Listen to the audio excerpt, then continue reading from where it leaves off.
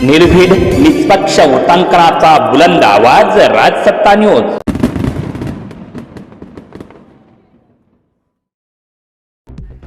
बातमी आहे शिर्डी येथून भोंदू अशोक खरात संदर्भात। काल भोंदू अशोक खरात याला कोर्टासमोर हजर केला असता न्यायाधीशांसमोर खाली मान घालून स्तब्ध असा उभा भोंदू खरात राहिला होता। तपासी अधिकारी निवांत जाधव यांनी योग्य असा युक्तिवाद करत त्यांना जास्तीत जास्त पोलीस कस्टडीची मागणी यावेळी केली। तसेच युक्तिवाद करताना निवांत जाधव यांनी हा गंभीर गुन्हा शिर्डी येथे घडलाय अशी माहिती यावेळी कोर्टासमोर दिली आहे। नाशिकमधील अत्याचार प्रकरणातील आरोपी असलेला भोंदू अशोक खरातला आज राहता सत्र न्यायालयात हजर करण्यात आलं। जमीन खरेदी व अवैध सावकारी प्रकरणी शिर्डी पोलिसात गुन्हा दाखल करण्यात आला आहे। आरसीपीच्या तुकडीसह मोठ्या पोलीस बंदोबस्तात खरातला काल न्यायालयात हजर करण्यात आलं। राहता न्यायालयात सरकारी वकील ॲडव्होकेट गौरव बोर्डे यांच्याकडून युक्तिवाद करताना काही महत्त्वाचे मुद्दे मांडले गेले।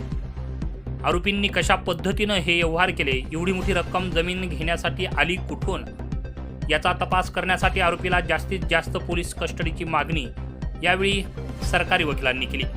तर अशोक खरात नॉमिनी असलेले बरेच खाते विविध पतसंस्थांमध्ये सापडले आहे, बरेच व्यवहार झाले आहे, याचा देखील तपास करायचा आहे असं तपासी अधिकारी निवांत जाधव आणि सरकारी वकील यांचा युक्तिवाद काल कोर्टासमोर पूर्ण झाला।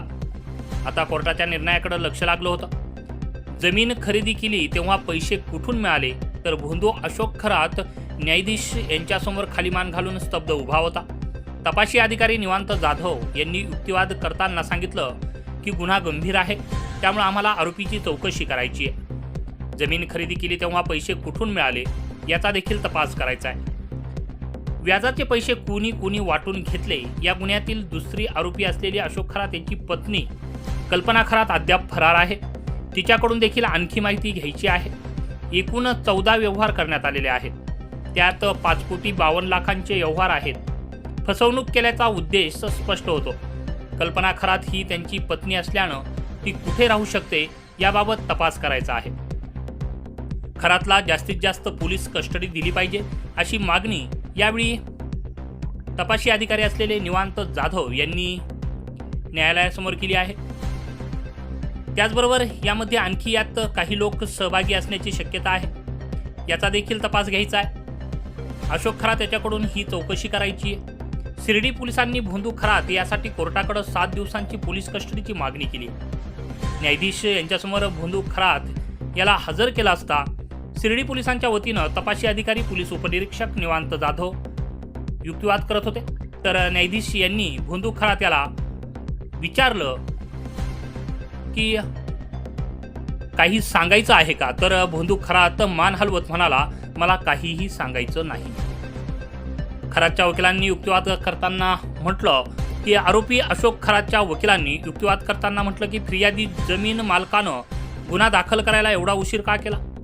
फिर्यादीनं अनेक पतसंस्था आणि बँकांकडून कर्ज घेतलं आहे, एकही कर्ज त्यांनी फेडलेलं नाही आणि त्यांचे हप्ते भरलेले नाही। आरोपीचे वकील FIR वाचून संपूर्ण व्यवहाराचा घटनाक्रमाची माहिती कोर्टाला देत आहेत। अशोक खरात यांनी जमीन व्यवहाराची पूर्ण रक्कम फिर्यादी जमीन मालकाला देऊन टाकली आहे।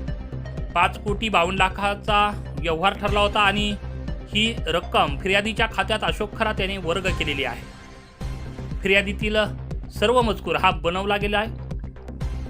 खरात याच्यावर नाशिक येथे गुन्हा दाखल झाल्यानंतर ही संपूर्ण प्रक्रिया फिर्यादी याला विश्वासात घेऊन शिर्डी पोलिसात करण्यात आली आहे। या संपूर्ण व्यवहारात रकमेचा परतावा देण्याचं म्हटलेलं आहे। मग पोलिसांनी सावकारकीचे कलम का लावलं? फिर्यादी FIR मध्ये म्हणतोय की मी रकमेचा परतावा देणार आहे। शिर्डी पोलिसांना कल्पना खरात मिळून येत नाही, म्हणून कल्पना खरात ह्या फरार आहे असं देखील शिर्डी पोलीस म्हणत आहे। 18 मार्चपासून आरोपी अशोक खरात हे SIT पथकाच्या ताब्यात आहे आणि शिर्डी येथे 31 मार्चला गुन्हा दाखल झाला आहे। त्यानंतर कल्पना खरात फरार आहे, त्यामुळं कल्पना खरात ह्या कुठं आहेत हे अशोक खरात हे कसं सांगू शकतात? ते तर गेल्या 18 मार्चपासून कोर्टाच्या ताब्यात आहेत असा युक्तिवाद यावेळी खरातच्या वकिलांनी केला होता। आता राहता न्यायालयानं या ठिकाणी 4 दिवसांची पोलीस कस्टडी जी आहे ती अशोक खरात्याला दिलेली आहे. पुढे आता शिर्डी पोलीस कसा तपास करतात, काय तपास करतात, अजून कुणाचा यामध्ये सहभाग आहे याची देखील माहिती मिळणार आहे. राजसत्ता न्यूज ब्युरो, शिर्डी.